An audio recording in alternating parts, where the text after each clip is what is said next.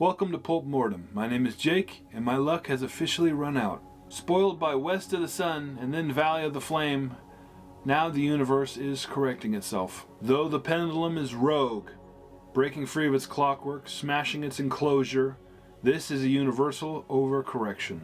No hyperbole, no overstatement. This is the worst book I've ever read, and I've read a lot of coked out Stephen King. But before we get to that, let's talk about the author.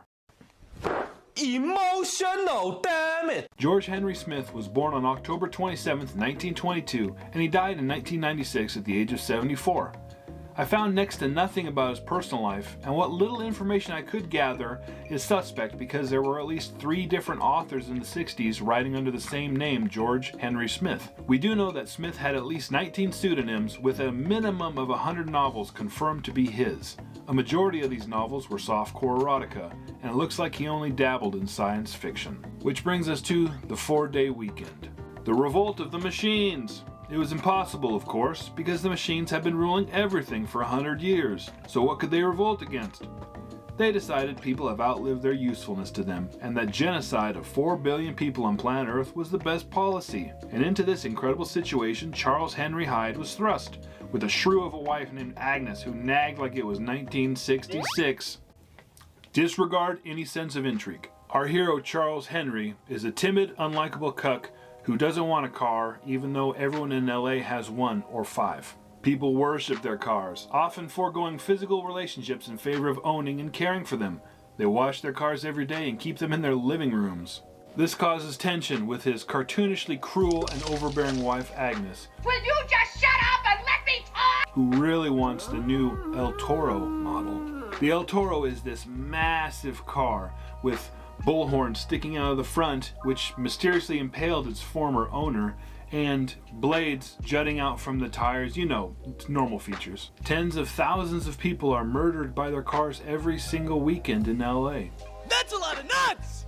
No one is concerned or even really seems to notice, except for our protagonist, an old man Enders, who has a doctorate in mechanical philosophy, because that's totally something you can major in. Don't think about it. But this weekend is going to be especially bad because it's the 4th of July weekend, which is a 4-day weekend.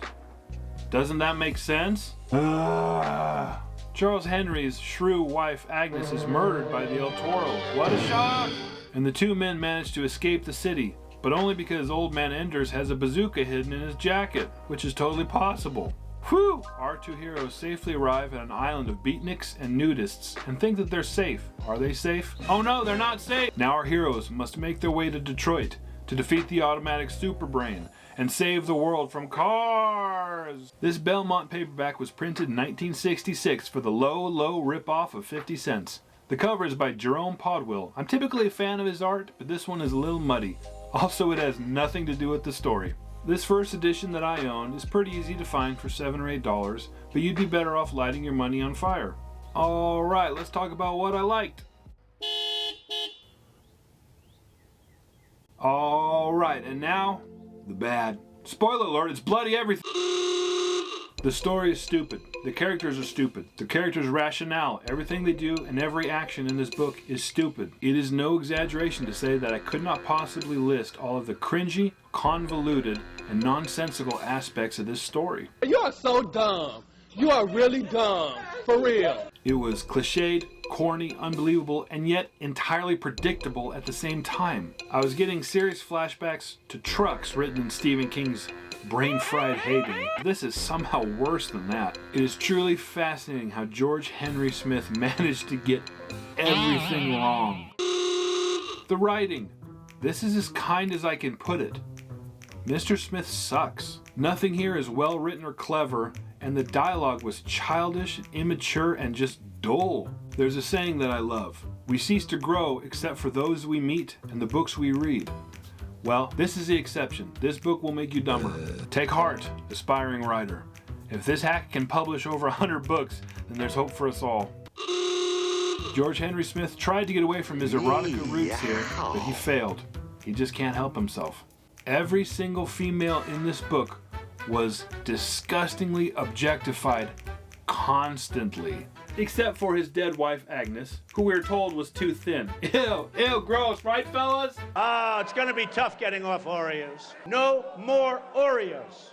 No more Oreos. No more Oreos. Now there is a way to convey sensuality, a female's physical qualities, and sexual desire in a way that is not crass or lowbrow.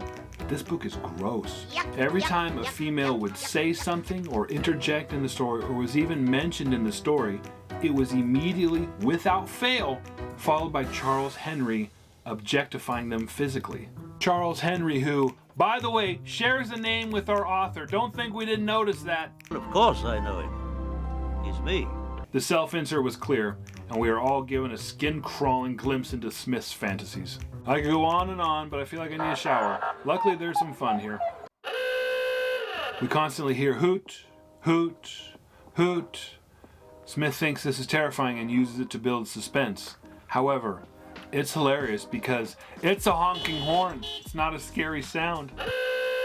Did you guys know that smashing headlights makes cars go blind? Because those are obviously installed so that the cars can see. Not that so we can see. Shoot. The car models are so clever. The Champlain Destroyer, Walden Belter, Superior Spear, Temden Terror. Because cars are evil. Do you guys get it? They're evil. Graveyards have been paved over for some reason, okay?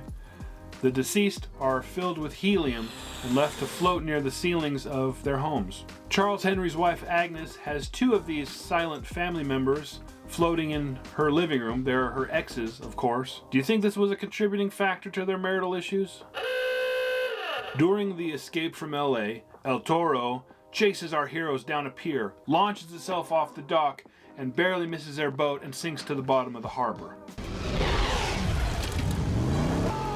Whew! Glad that's over with. But at the island of beatniks and nudists, oh no, we hear this honking in the mist. What could it be?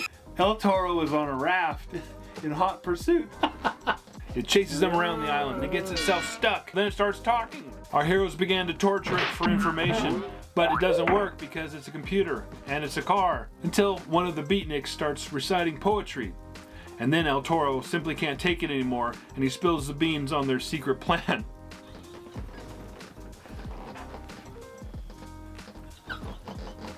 Help! Please! Stop! My jaw was on the floor through this entire sequence, and I was laughing so hard I was crying. These are the writings of a small disturbed child. Honestly, there's just too much here to list. The fact that the head salesman in the world is named Joe Honest. Old Man Ender, the mechanical philosopher, can feel when cars are near. Smith writes a Swedish character, an Olympian nudist because of course, and attempts an accent, but then he almost immediately forgets about the accent. I understand nothing. And I haven't even mentioned the evil alien sponges. Not a single absurd idea was left on the cutting room floor. So what's the verdict? Gee, I don't know. Return to Pulp. This is a crime against humanity. Some things are so bad that they're good. 4-Day Weekend is far past that. There is something fascinating as to how bad this book is, but I can't even recommend it as a case study. If you see this book somewhere, buy it. But only so that you can destroy it before another hapless victim suffers. It's the humane thing to do. Burn it. Or better yet, run it over with your car. And that's my review of 4-Day Weekend. Have you suffered at the pen of George Henry Smith? If so, let's talk about it so that the healing can begin. Thanks for watching. I'll see you next time for Lords of Atlantis. Please, Jesus, let it be good. To me, this situation is a blood-soaked, nightmarish hellscape.